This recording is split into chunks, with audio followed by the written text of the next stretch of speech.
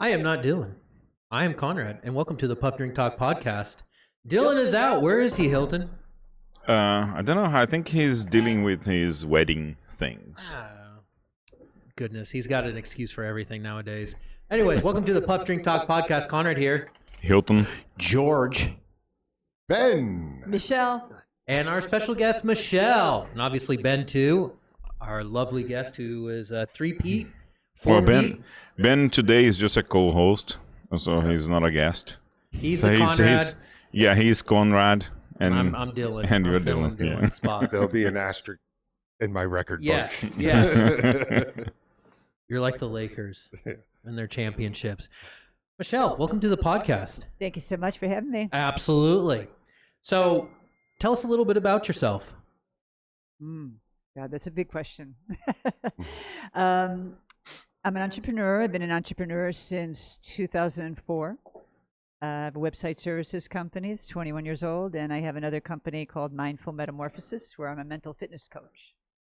And I'm originally from Chicago, but I've been down in Texas for over 20 years. But I've lived in other places too, Key West, Arizona, and Valencia, Spain for 3.5 years. Wow. Okay. That's awesome. Can you explain to me, sorry, it was Mindful Metamorphosis is the company, but you said you do... I've been an entrepreneur for over 21 years. My first company was a website services company. Okay. That's 21 years old. Yeah. No, the other thing, it was... Mental fitness coach. Mental fitness coach. Yes. Can you dive into mental fitness for me? Yeah. What is that? What does it entail? How do you mentally fitnessize yourself? Okay, so you're going to learn a lot more about this in the next 5 to 10 years, okay? Okay. I'm one of the pioneers in this, okay? Okay. And anything I share with you, you can Google online and see neuroscientists talking about it, okay? Okay. It's not new. CEO, elite athletes, army, military, any military have been using it for years. It's just new to the mainstream, okay? So it's just training your brain with brain exercises, just like you train your body. Okay, so I know I'm talking to the Western mind. I used to be a fitness trainer many years ago, and so I use this analogy all the time. You just need to train your mind with brain training exercises, and you will have mental fitness just like you would physical fitness. Okay. Gotcha. If you don't train your body gets weak and you get sick, right? If you don't train your mind, your mind's weak and you're easily manipulated, and your emotional stress is physical stress.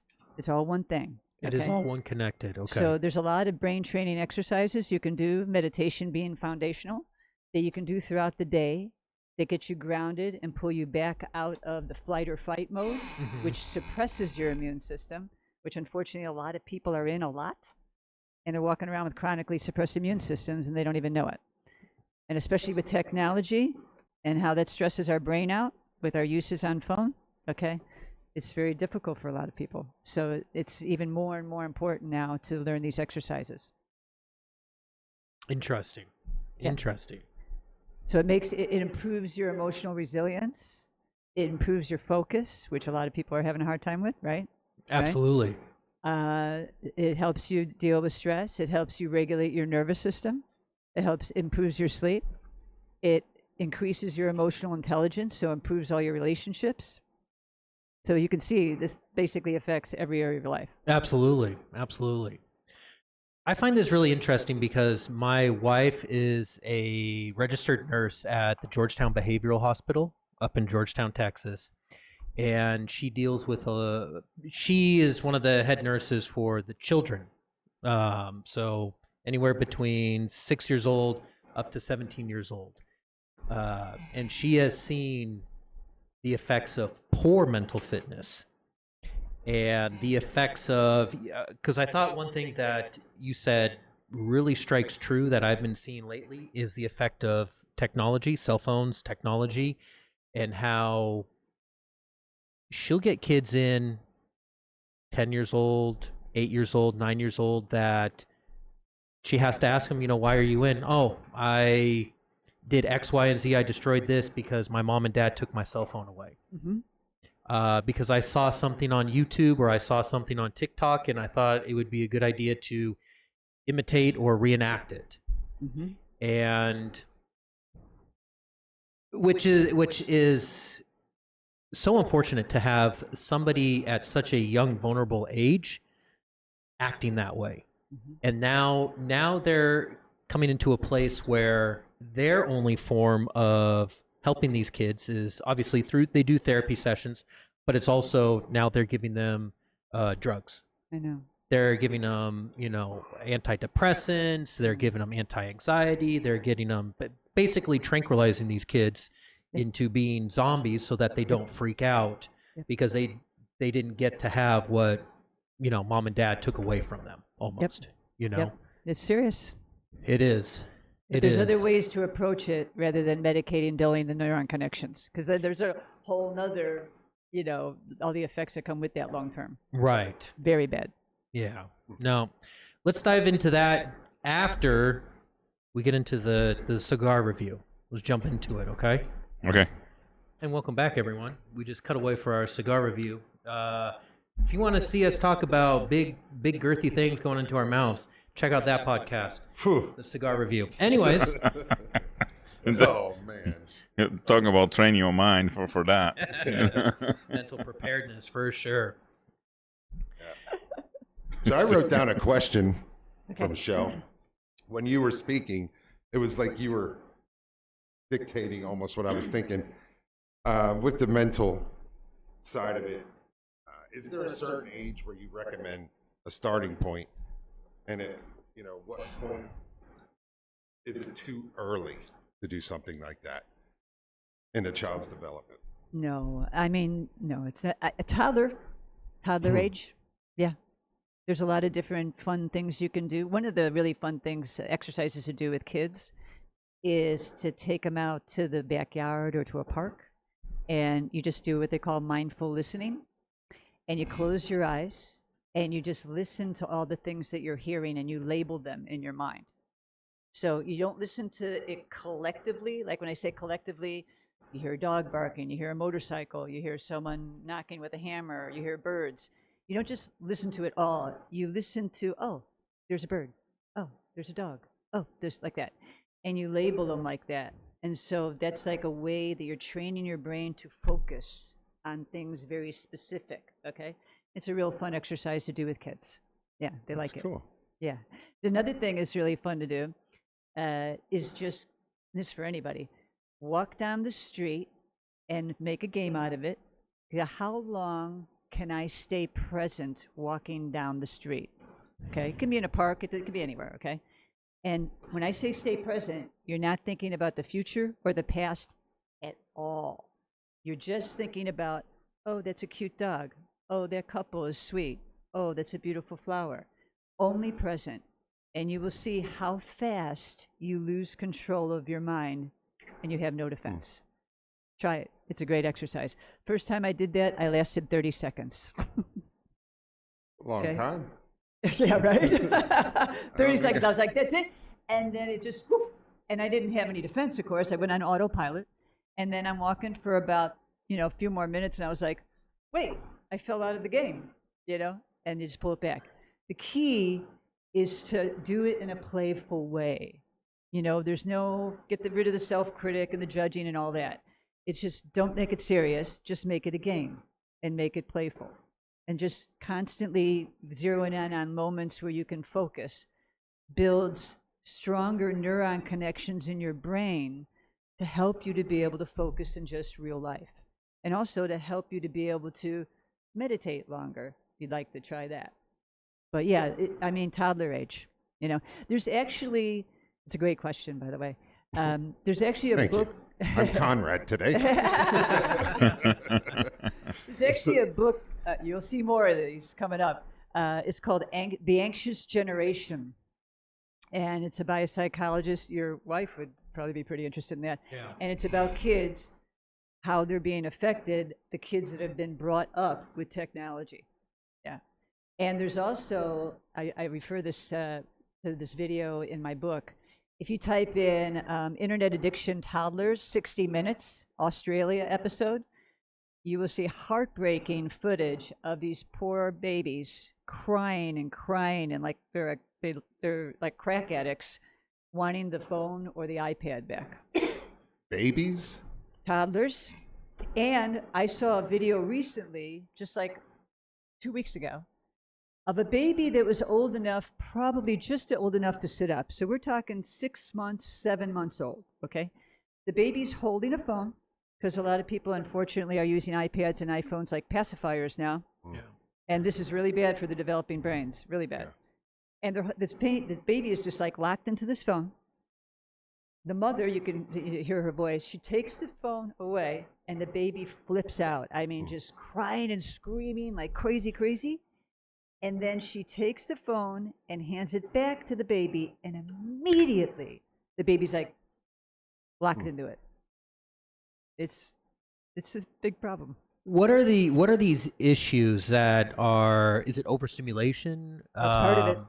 That's part of it. That's part of it. Overstimulation. Then it raises your dopamine threshold so high that when you do other activities that normally you would have found pleasurable that are less stimulating, you get bored real quick. Mm-hmm. And you see this faster in young adults and kids, okay? Yeah. Our attention span is like 8 seconds now, all right? It's like that of a goldfish, all right?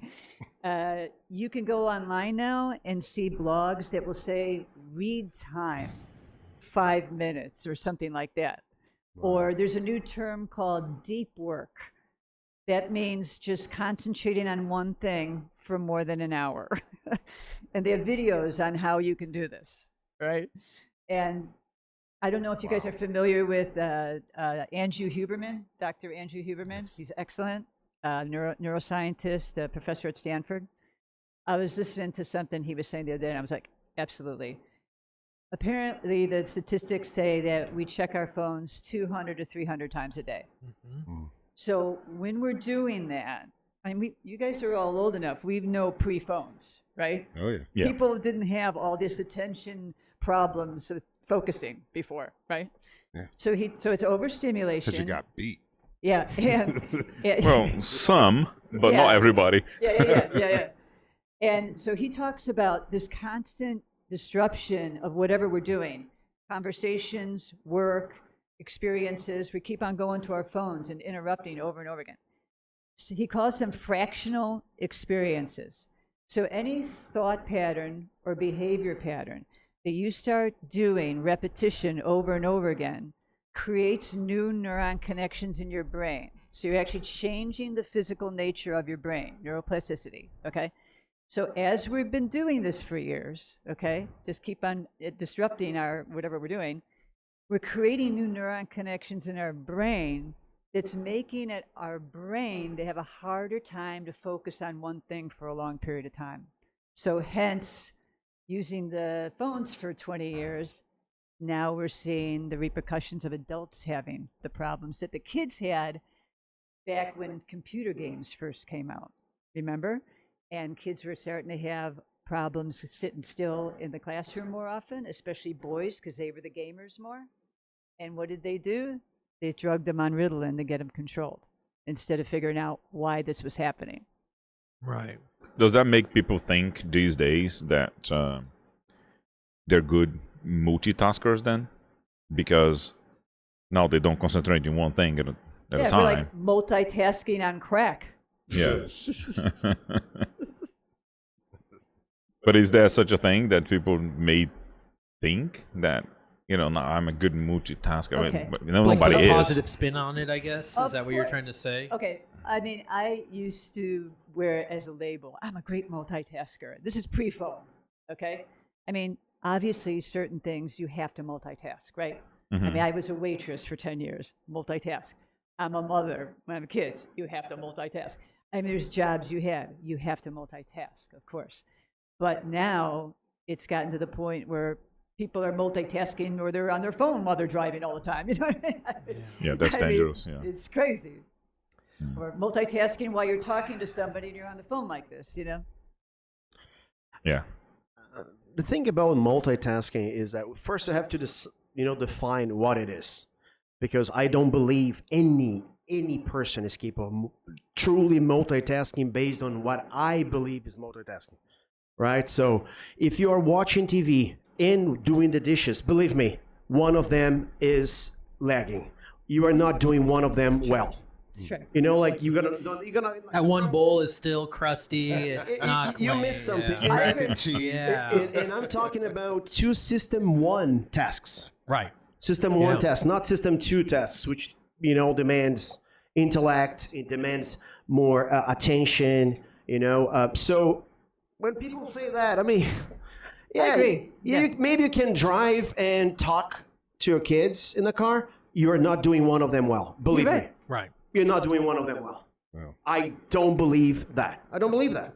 Right? So if you're saying like, oh yeah, I can do 3 things at the same time, as you mentioned, like a waiter, like I'm listening to what's happening in table number 8 at the same time. I'm, you know, serving table 1. And I think it's possible, but we are never 100%. We are never the whole thing about being present is that, you know, like if you're present, we all have done that, in which, you know, like we are with your, you know, like with your special one. Man, it seems like you can be in a party and you don't listen to the music. You don't listen to anyone around you. And you're there. Many things are happening at the same time, but you're so in love, concentrating on one person, you don't listen to anything else. All of a sudden, oh, you realize the sound. world you realize around the things. you. Yeah. So then I think is the closest we have to, you know, the real concentration. I think this is a kind of meditation too, you know, in which you are capable of, you know, pay attention to a person, active listening. If you prefer, we can go there and call it a meditation. No, too. I mean, we all meditate, okay? The common denominator is just intent focus, all right? You can do it with art.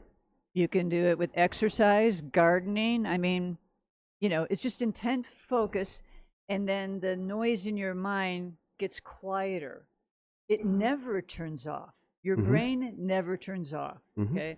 So when people approach, like, meditation when they're just trying to Michelle, a little closer sorry. to the mic. Yes. Yeah. If You they can try pull to- the mic to you. Okay. If they try to sit like just with their eyes closed and they go into it with the goal of just turning off their mind, it's absolutely unrealistic goal. It's never going to happen. It's like an ocean. You can't stop the waves. You just learn to surf the waves. So you can't stop the thoughts coming in. You just learn to navigate them and guide them. And if they're, you know, if they're negative and they cause problems for you, you can learn to turn them around, okay, with training. But meditation can be done in a lot of different ways, enjoyable, you know, ways that you like a lot. It just gets it quieter, and that's the relief, right? You're like, oof, okay, I feel a little bit better. Relaxed my brain for a little bit. But I agree with the multitasking. Yeah. And we do it all the time when we talk to people, right? How many times when someone's talking, while they're talking, you start thinking about your response, right? Yeah. And then you miss things and you miscommunicate, and because you can't listen to 2 people at once. You know what I mean? Your voice inside your head and the other person. So culturally, we do this a lot, right? And I know that when I start to do that, I talk to myself in my brain. I go, no, stop doing that, Michelle. Listen to the person. Yeah. Stop. Listen, you know, and just refocus in your brain. And that's another way to train your brain. Yeah. Doing podcasts trains that because you do have to pay attention to be able to fire a question or It's tricky, or be engaged in the conversation. right? Yeah. Well, I have a question. For those of you that are bilingual, which I'm assuming is definitely this side of the table. Okay. I can't speak for you, Konrad. Yeah, I can speak Portuguese with Yeah. them. Oh, excellent. Yeah. All right. So, lone wolf here. America. Just let me ask this question. So, Do yeah. you speak music? Yeah, I do. I don't speak Oh, music. so Yeah. there you I go. mean, I do That's because a- I whistle. that's- Fair I enough. whistle every single day. So I kind of understand a little bit of the language. So yes, don't That is a sell language. yourself short. That's right. I appreciate Yeah, you. yeah. Okay. Nice spin. That is and nice. props to you for always bringing up how you can figure out to talk about love too, man. Props to you, dude. Yeah. Props to you. So forget about your question okay. because you Yeah. also All right, fair are enough. bilingual. So let me ask you about this question. So, if you're truly bilingual in the sense of a language, and there's multi-conversations going on, how does your brain process an English and a Portuguese or a Spanish or whatever? Like, how do you focus on, because I feel like we do what you said. We're in this conversation, but then we accidentally hear this one because our, We all do it. How does that work when you're going to lose it in translation then? To me, that just seems wild. That, like, I think I'd have to focus on one or the other. I don't know how your brain can process multilingual. I work with language, so there's so many possible answers to that. One of them, for sure, it's one of the points that Michele does in her book, which is the repetition, of course. Have repetition, being exposed the whole time. It's being tested. It's more like from the 60s and 70s, like military, how the military learned or taught languages at that time. And then there's many evolutions to that, like many different ways to approach language. But necessity, for sure, is one of the most important ones. I mean, you got to learn the language. You got to be part of something. You have to learn, right? And also here, you want to interact. We are social animals. Like, we are social animals. We want to interact. Some people don't.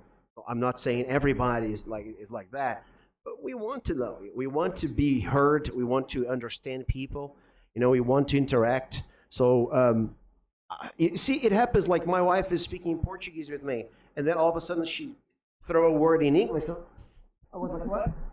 If I'm watching a channel in Português de Portugal, Portuguese from Portugal, right? It takes me 6 to 7 seconds to realize that's Portuguese. And then when I tune in, boom, it's done. I went to Scotland, and of course, right, when you go to Scotland, it takes you a couple of days for you to adjust. But after 2 days, one of the craziest experience was Creole when I went to the Caribbean. It's so different. But again, after a week, you pick up, you adjust. So I think it's a combination of all of this. I mean, I just touched the surface, but just a few ideas in there. Think about songs, right? So you play a song. If I have to try to, to get into the guitar. Well, let's talk about drumming because you have to do your feet. Yes, in exactly. in a different motion as your arms are playing. So it's really difficult. I think guitar is a little easier than a drum because I've played a little bit of drum and it's really difficult. But guitar, it's kind of easy. Yeah, well, I guess that, to your point then, exactly, when I had to play the drums and sing, my drums were so basic. They were so pocket, just here it is. Yep. And then when I wasn't singing, I could get out of it. Right. Yeah. Excellent. Yeah. It's a good point. I mean, I would answer to that there are some people that they exercise a lot because they do instant translation. Mm-hmm. So they have to listen to what is being said and then say in another language so that people are hearing with a headset or something like that. That is like probably, I have a cousin that does that. Simultaneous translation? Yeah. Yeah, it's a tough. It's a high skill. Yeah. I did a couple, and I'll tell you, you can't work more than 25 minutes. It's by law. You do 25 minutes, you rest 5 to 10 minutes. You got to have more translators doing that. I mean, consecutive translation, you can go for hours. But when it's simultaneous translation, it's really tough. It takes a toll after half an hour. Your brain is mushed. Yeah, you just want to go nap. Yeah. I was in a meeting and I worked in UK when I worked for the car company. And then they was like, we need a meeting with Brazil. Can you be in a meeting with us? And I was like, okay. So I'm sitting on the meeting and translating, back and forth, on a video call. And then all of a sudden, I'm translating to the people in Brazil in Portuguese, but I'm actually not saying any Portuguese word. I'm just repeating everything that was said in English. And then Paul, my my boss, looked at me like, is that Portuguese? Because I understand everything you're saying. Yeah, it is hard. You It switch is off hard. one of the. Yeah. I was like, oh, sorry, and then I Portuguese, and it was really hard. It was really Challenge, difficult. yeah. And then I just told the guys in Brazil, hey guys, you just learn English, please. You know. How is it for you, Konrad? How was the process for you? Because his wife is Brazilian. You know, Yeah. how is it for you? It is difficult, especially now that I've been more immersed in the language. I find my Portuguese skill has improved when I'm around Brazilian people, and then it just goes downhill when I'm at home because my wife just speaks English. You know, we just speak English in the household. But when I'm forced to, like, hey, I have to hold a conversation with someone in Portuguese, I can do it. But it is harder. To that point, I was going to say, if I'm having a conversation with you in Portuguese, but I hear an English conversation, my brain automatically goes to native language So mode. that's what because I was that's- asking. It'll Yeah. always go to the easier route. It Your will brain will always- always go to the easier default. And I always feel bad because I'm, Survival. and it's always Yeah. like I'm trying to, and my wife's the same way. I'll be having a conversation with her, and then she'll overhear like her mom talking in the background, and she'll respond to her, Yeah. and I'll be like, "What the hell?" Like I'm telling you my life story. I'm telling you something important, and then you ignore me. No. My mom just said this. Like I'm sorry. Like, but your brain just goes to the. And that's not just with language. This is what your brain does. Yes. Yeah. Yes. That's why So- we think. That's why we have a negative bias, because your brain is not wired for your dreams and goals. It's wired for survival. So that's why it's always like going like to the negative bias of trying to keep you safe. It'll always go to what's that's why it's hard to get into new habits that are like positive and motivation, all that kind of stuff, because it wants to take. I want to do the easy way. I want to go to the default. I want to go to my comfort zone. Right. You know? Very interesting. That's when you go outside of your box. That's when you grow more. Because when you stay comfortable, you don't grow. Right. No, absolutely. Let me pick up a segue. It's a corollary topic, but I listened to your podcast. I didn't read your book, but I listened to your podcast. And I was guesting. I'm sorry. that my I'm sorry. podcast? I listened to your audiobook. Oh. Yeah, okay. so to audiobook. So how did you feel about going over a different medium like a podcast? Was it an easy process? Was it? You mean recording the book? Yeah, recording with your own voice. How was it? Your experience with that? Well, I don't have a problem listening to my own voice since I've been Okay. speaking for quite a while. A lot of times in practicing, when I go to speak, I'll record something and then listen to it. So I've been listening to my voice for years. So some people have a hard time listening to themselves. That's not an issue for me. But doing an audiobook was very challenging because I wanted to make it entertaining and not like I was reading it, right? And then I was doing it on my own. I didn't have a studio. I was a part of I paid for an author mentoring program. And part of the package, because I was doing an audiobook, was they gave me the equipment and told me to get Audacity. Is that right? Yeah, Yeah, that's right, Audacity. Oh, that's it. And it's a software. yeah, and then they showed me, they gave me instructions how to edit and how to stop and start over again if there was a dog barking or whatever, I had to unplug my refrigerator, my AC and everything, because any hum or anything would be picked up. And every squeak and, breath and everything you had to be careful with, right? And so I had a little bit of anxiety over it. And so what I did to make it easier for myself is before every chapter I recorded, this is after I recorded the introduction and heard myself, and it sounded like I was reading it.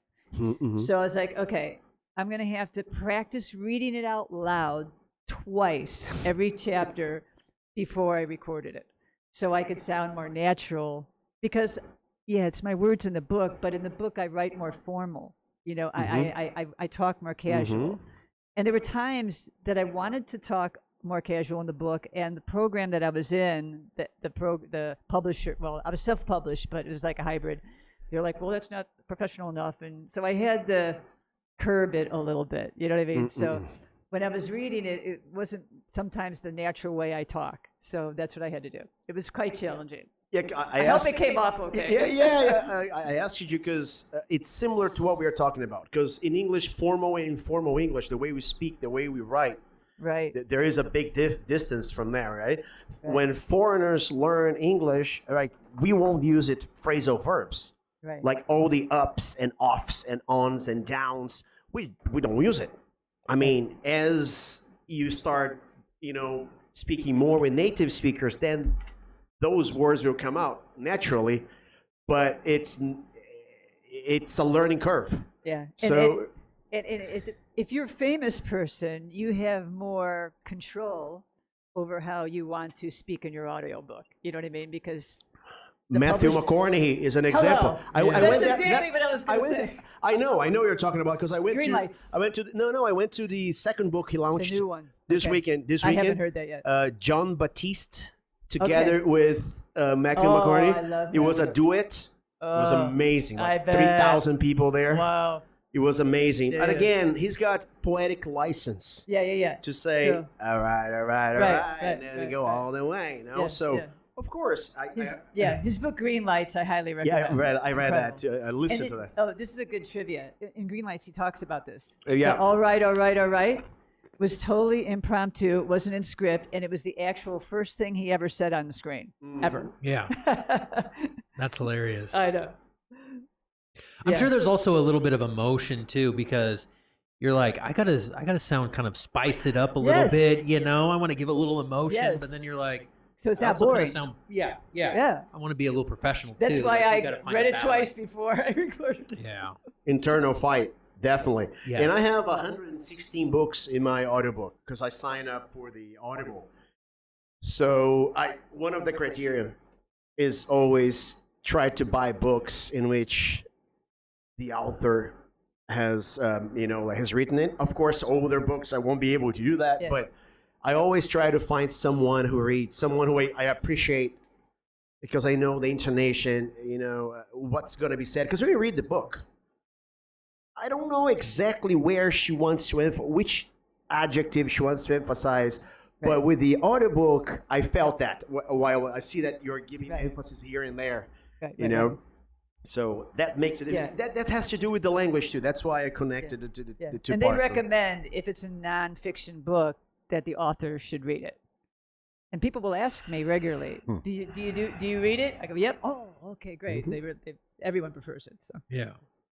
It's funny how people are like that sometimes when it's nonfiction. They're like, "Did you read it? yeah, they You are didn't like pay someone to read it for you." Yeah, they do it all the time. Yeah. And they're always like, ooh, I'm like, yes, I did.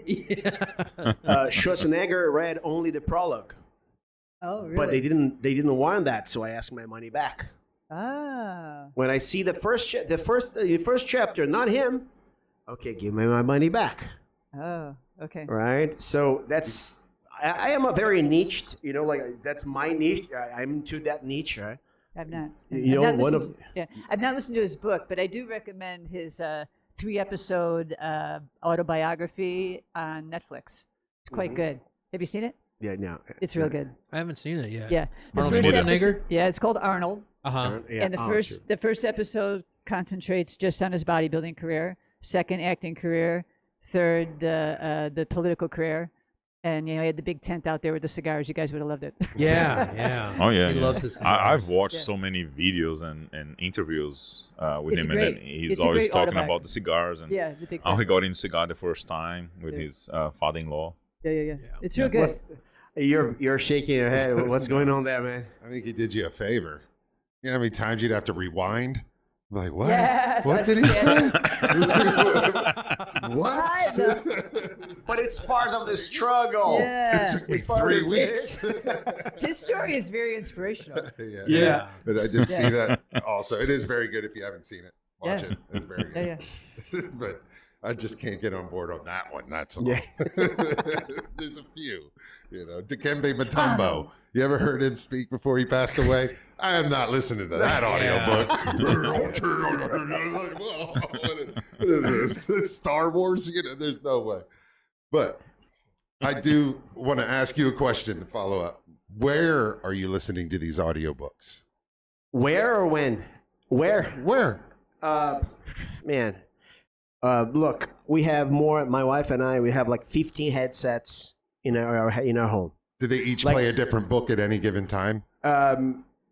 Just I'm- running I'm, on a I'm loop. listening like 6 or 7 books at the same time. So some books I only listening at night when it's pure silence before sleeping. Some of them when I'm eating. Exercising is one of my favorite ones. Walking, driving too. Yeah, I would listen more to podcasts when I'm driving. Yeah. I'm very particular because I've been doing this since I lived in Chicago, 1998. So I've been listening to audiobooks and podcasts since 2005, and audiobooks since 1997. Because I started learning English actually listening to John Grisham, which is right? yeah. So all his books, you know, because it's easy. It's easy to read, you know, like it's an easy reading.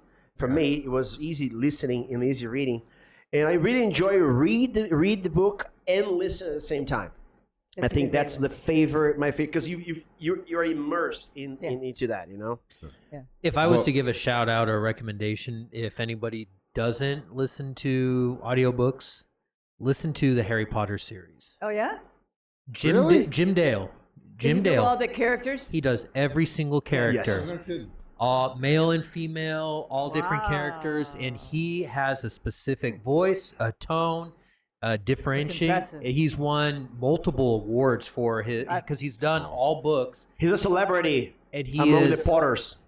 amazing. He really you talk about it's one of those books where you're like, I do not want J.K. Rowling to read it But because it's not nonfiction. Fiction. exactly, yes, exactly. Fiction. It's a big difference. But I mean, it is phenomenal. It really, you dive into the book where you go like, I needed You were something there. like this. That's cool. Same for differentiate. Game of Thrones. Yes. Same Yes. for Game of Thrones. So, but I think you're doing that for an entertainment purpose, whereas I think George, maybe this is to better ourselves when we're listening to this.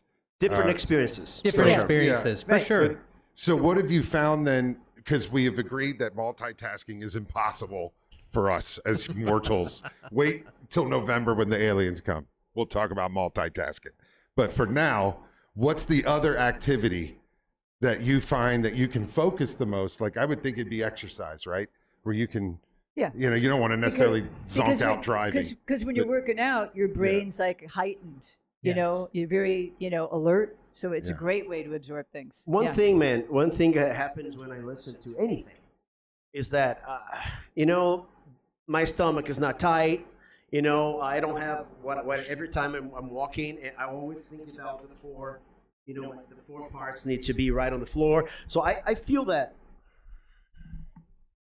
Okay. I feel that I'm not delivering 100% in my exercises. I'm multitasking. Yeah, neither to my exercises, neither to that. But Yeah. if it's 80% of both, I'm glad with that. Yeah. Because there's one thing about reading a book and listening to an audiobook. I would never read a chapter 3-4 times, but I listen.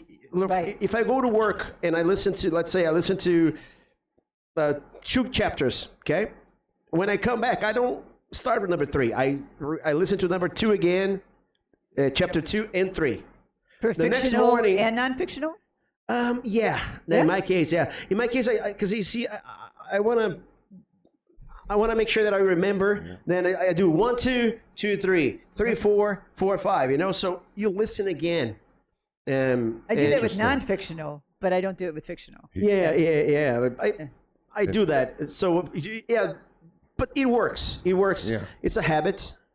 I mean, I've been doing that for 27 years, 28 years. And I a good skip habit. every recap on every show I watch. Me too. I am the one- opposite because I watch the man of recaps. I I bet. use man of recaps. Every time, look, I watch it. Game of Thrones 1. When I start gotta watch the season recap. 2, Yeah. I use the recap. Yeah. Then season 3, recap 1 and 2. For Game of Thrones 8, I watch it the whole recaps, and it can't be like a 40-minute for a recap 1 to 7. No, it's 20 minutes for recap 1 for 20 season minutes. 1 to 20 minutes for season 1, 2 minutes for season 2, and then it took me like 2 hours. Like for the Aliens, for example, that I watch it Aliens Earth now, I watch it the whole recap for all the 8 movies. So it's like 1 hour and 50 minutes Wow. because it makes sense. Let me tell you how I read books. I normally read the book because if I don't read the book, like the very first book that I ever did an audiobook was The Sapiens, It's right? big. And I had to re-listen to it Mm-hmm. so many It's a lot, times because I would just like gear A lot off, of like information. as you're saying. I would just gear off. But when I'm reading on a paper, it's very rarely. And sometimes if I'm reading for too long, so I'll pick up a cigar and then I'm smoking a cigar and reading a book. And then if I'm reading like 4 or 5 chapters on a sitting, and then I have to come back a few, pages back because I was thinking about something else I was reading and smoking a cigar. And then I was like, I forgot to pay What I just attention read. to what I was reading. Yeah. Isn't it incredible? Yeah, you're like, I don't The, know. Yeah, the 'cause you're mind is such a autopilot. powerful thing. Yeah. And then, so that's why I like readings. And then I read like 2 or 3 chapters and I have to stop. Because if not, I have to go back to it.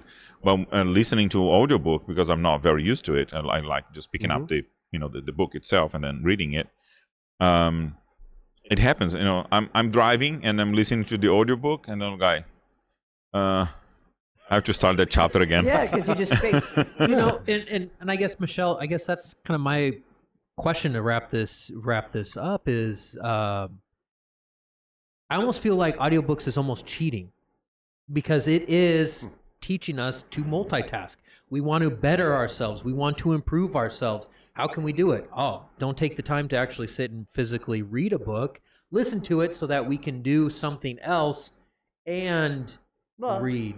That's a cultural conditioning that we could do something else. We can Right. just close our eyes and listen to the book. That is true. That is true. I I do have a that. different approach to that, to I've be done that. honest. Yeah. I find myself on the Sapiens when I was listening to it, the only strategy that I could actually listen to it without having to listen again and use the time saving of listening instead of reading, right? Because we listen faster than what we read. Right. It was go to my bed and put my headsets and I'm not doing anything. I'm not playing with my phone. The phone is actually just playing the book. Concentrate. And then a Right. headset and playing. I did that when I was listening to the Matthew McConaughey. Because I was listening, I did that when it was during 2020 and I was in Valencia, Spain in a hardcore lockdown. I wasn't going anywhere. And that's when I was listening to it. So I didn't do anything but just sit there and listen to it. Yeah. Okay. Yeah. This is our habit of, let's get more done. Right. And that's more of an American thing. Well, and because my dad's a huge reader, and he always like, "What book are you reading?" I'm like, "I don't have time for books." At night I put my kids to bed, and then afterwards I have like 10 minutes, and I'm like, I am exhausted, Sorry. And so for me, I guess my intake of a book is through audiobooks.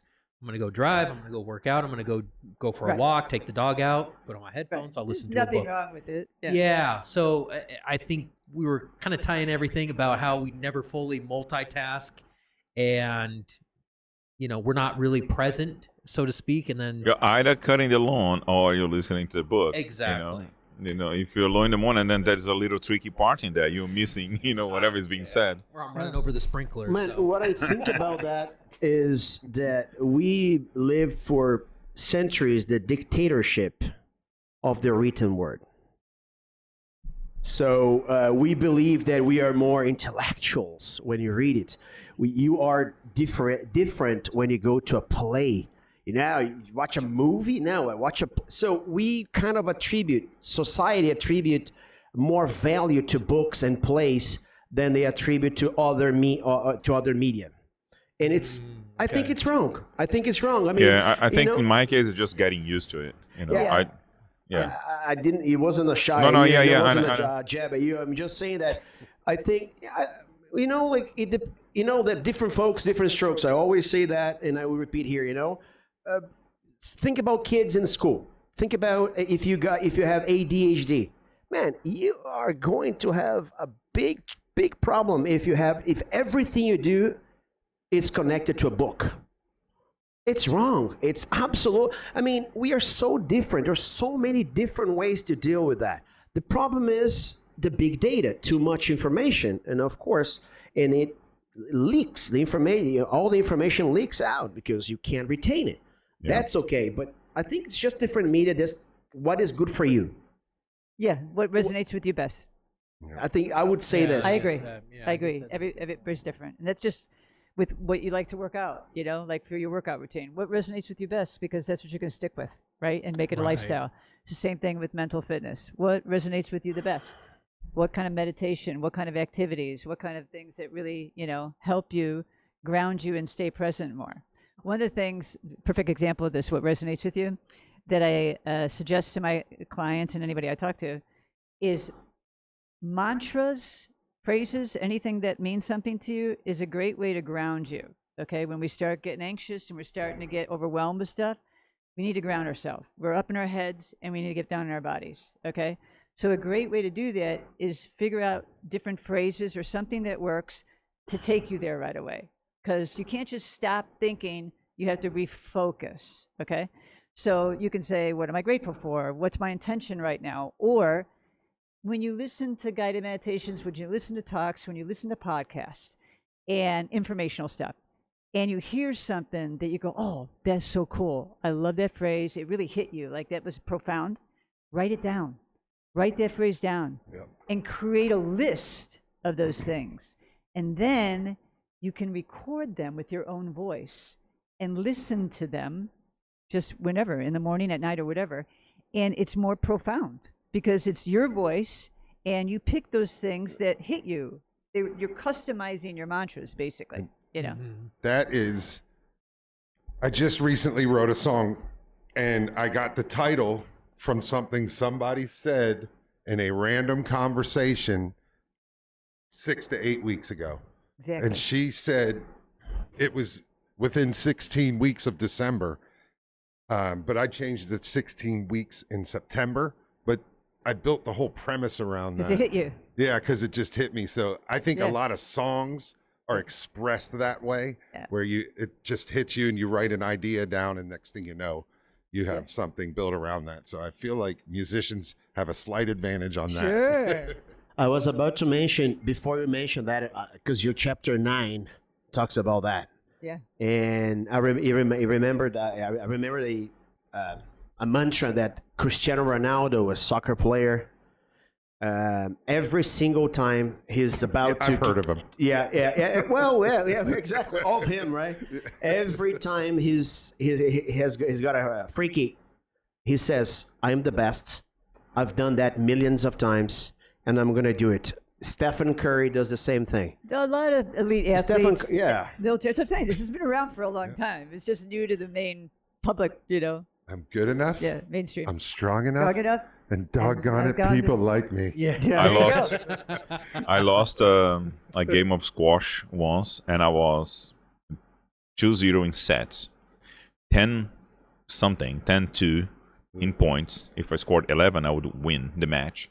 And I lost that game because for some reason I got one ball wrong, right?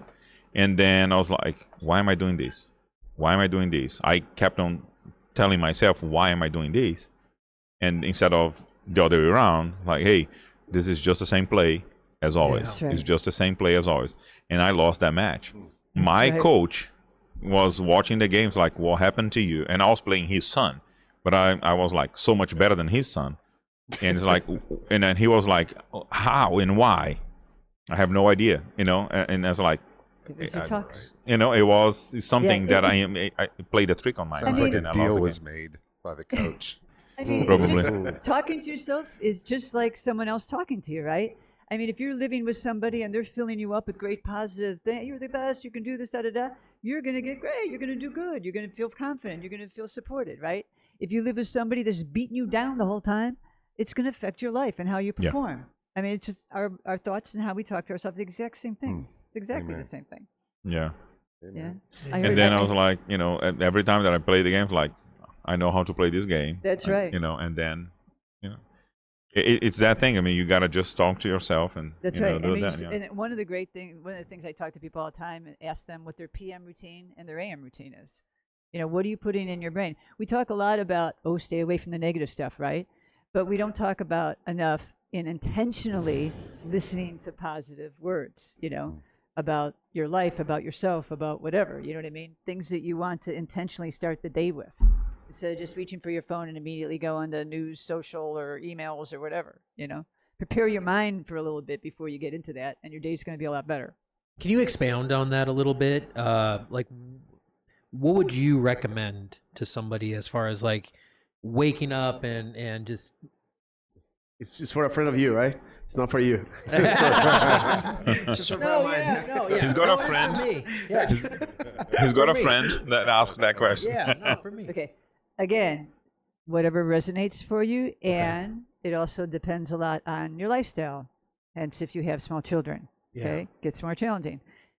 For sure, the thing you should not do is what I just said. Pick up your phone and connect to the matrix immediately, okay? Okay. Try to really discipline yourself and not to look at any communication until at least the first 30 minutes, okay? Whether you want to do a short meditation, I mean, that's, even it can be just 5 minutes or 2 minutes, whatever, okay? It doesn't have to be long, all right? And just start with something, and then, like I said, record something or listen to something that will help put you in a good spot, I have lots of different things I listen to that I've recorded myself. Gratitude lists, affirmations, mantras. Another cool thing that I do is I created like a pep talk for myself. Okay, so things that you struggle with, all right, things that are really difficult and you want to pull out of that behavior, okay? Maybe they make you feel stressed right away. One of my challenges is the things I got to do today, okay? Right. Okay, so I have a pep talk to myself saying, don't worry about it. You got this. Everything always gets done. Look at the behest, blah, blah, blah, blah, blah. And I'll give examples about my path. Everything always got done. There's nothing to worry about. You know what I mean? And that's just amazingly calming. Just something like that, whatever works for you, whatever challenge you have. Right. Then you do that, okay? And then before, I prepare myself like this. I do meditation. I do some talks. And then when I take my dog out for a walk, I start to think about all the things I'm grateful for. Anything, my health, my blah, blah, all the things we take it granted for. And if you prepare yourself like that for at least 30 minutes or even 60 minutes before you actually plug in, you will see an amazing difference in your life, okay? The other thing that I'd like to kind of shoot it out for everybody to try is that I like to do this thing where I suggest you to do a 30-30 challenge, okay? So for 30 days, and if you can find somebody, like a workout buddy, okay, someone like your partner or a friend or whatever, to do this with. And then you check in with each other every day, whether it be text or phone or in person, whatever you want to do, and just how you doing? How you doing on that today, okay? So the challenge for 30 days is the whole day, a total of 30 minutes, not all at once, a total of 30 minutes. You do different little brain training exercises throughout the day, okay? Total of 30 minutes. Most people can do this, right? We're talking about the whole day, 30 minutes, okay? 2 minutes here, 3 minutes here, 5 minutes here. And then at the end of the day, you give yourself a percentage. How well did I stay? Because those exercises are going to make you stay present more, okay? So at the end of the day, you give yourself how long was I percentage present? How long was I meant? On a score of 1 to 10, what do I give myself? No judging. It's observing, okay? Make it playful. And the exercises I'm talking about is maybe 2 minutes, closed eyes meditation, breathe on your breathing, nothing long. And then getting in the habit of actually pausing on different things throughout the day. Because what do? We take the kids to school. We go right away to get on the phone with somebody. Then we go back and check our emails, blah, blah, blah, blah, blah. We go from one thing to another, and we hardly pause in That's between. my day. Yeah, right? that's literally my We're day. going from yeah. one thing to another, and we're in a habit of thinking about the next thing we have to do. Yes. So we're never present. And so when you're doing that, your body is kind of at this heightened state at a low level of flight or fight. Okay, so you're like kind of at an unease state, and your body thinks it's in survival mode. So you're putting cortisol in your body, and you're actually suppressing your immune system. You don't have to be panic mode to be at flight or fight, okay? And most people operate this way. So your body's not in a peaceful state, okay? And that's why we can get lose patience really quick and, react instead of just kind of pausing and responding. Yes. So you can do something so simple, like when I leave here, I'll go in the car and I won't take off right away. I'll go in the car, close my eyes, take a few breaths, and kind of process the experience I just had, and then go, okay, now I'm ready to go, and my intention is to drive safely and get home and take my dog for a walk and have a good time. Just that 2-minute pause throughout the day, a total of 30 minutes, absolutely will be a game changer in your life. And that's training your brain for new neuron connections to help you focus better, to help you stay peaceful, to help you stay grateful, ground you more often in your body. Like, it's not just here in your head. Emotional stress is physical stress. You're affecting your whole health, your whole body, your health. And when you do that more often, you start getting that habit. You'll go, wow, like, this is cool. I'm feeling more peaceful. I'm feeling happier. I don't feel stressed as much. I want to do this more. Just like when you first start a workout routine, right? You start feeling the results. You're like, okay, I want to up it up. I want to get more of this. Right. It's the same thing. Oh, thank you. Yeah. I appreciate that. That's nice, isn't it? Yeah. I really. Listen, we haven't even touched the base, like only the tip of the iceberg. There's so many things we could talk, but I know that we have to move on. But definitely, we would love to have you here again Oh, great. soon, I'd love to right? come back. Because there's Thank you. so many things, so There's many a lot. points here that we haven't covered, right? Yeah, We could have covered. for sure. We haven't blown enough smoke on your face yet. Oh, right. That's right. I've been very Can I- mindful of that. Could I show the cover of the books? Yes, Absolutely. I would like to Okay, get that. so we got it in Spanish and in English. There you go. Thank you. So I can Thank put you. that. And in Audible. Metamorfose consciente. Also, Me, both languages for the Audible? No, unfortunately, my Spanish is not that good. My Spanish is an intermediate level. It's not advanced enough for the whole book. But I met a really good friend. Thanks, guys. I met a really good friend when I was living in Valencia. She lives in Malaga now, and she's Colombian. And she wanted to be a part of this experience with me. So she's a professional translator. And she translated the book for me. She gave me a big discount Nice. and let me help make payments because it's expensive. She's like, no, I want to get part of this. I want to do it. Let's do it. Oh, I'm my like, okay. God. That's awesome. It is. That's really cool. Gosh, I love it. Yeah. we got to go, but Michele, thank you so much. I've got hundreds more questions, so you're gonna have to come back All right. and do I'd love this. to. I know. Thanks Ben, very much. you've got questions too. I do. Yeah, I know. I'll tell Dylan. Yeah, but we gotta go, guys. We gotta go. Teaser for part 2 of this in the future, so stay tuned for that. As always, thank you so much for joining us on this fine, beautiful day. Thank you for tuning in. Don't forget to Subscribe. comment. Subscribe. Subscribe. And yeah. share, hit notification, man. Just please help us. Giving you permission to multitask and do all of those right now. Do it Buy right Michelle's, now. buy Michelle's book. All at once. Buy Michelle's book, her audiobook, buy everything. Yeah. Yeah, I'll put a link in the description. So Awesome. Thank you. yeah. Thank you, you. Michele. Thank you. Great job. Have a good night, everyone.